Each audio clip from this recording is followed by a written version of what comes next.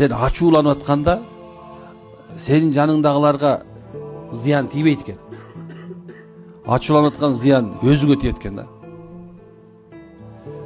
Биринчиден тамырың көп чыгып, шайтан сенин үстүңө минип алат экен.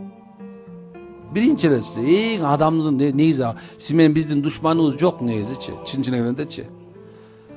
Бардыгынын ортосунда шайтан турат. Качан ачууланганда эң биринчи душман шайтан келип, мындай айтканда күрө тамырыңды мындай көптүрүп, анан жаның келип кулагыңга шыбырап баштайт экен. Баландай кыл, тигиндей кыл, мындай кыл деп. Анан ошол нерсенин аркасынан кантип ээрчип калганын билбей калат экенсиң. Андан кийин анан оозуна ак ит кирип карайт чыгып баштайт. Жаныңда да карабайсың, улуу күчү карабай калат. Ачуу ушундай экен да. Яны үчүнчүсү ооруйт экенсиң. Сахар болосуң, инсульт болосуң, инфаркт болосуң. Мен көбүнөн сурайм да, эмне болуп мында болсо, билбейм, уже бир ачууланып атканын билем дейт да. Болду. Ачууланып билет, эми бир жакча кыйшайып калган. Тебе надо. Кыйшайып калган келип атабы?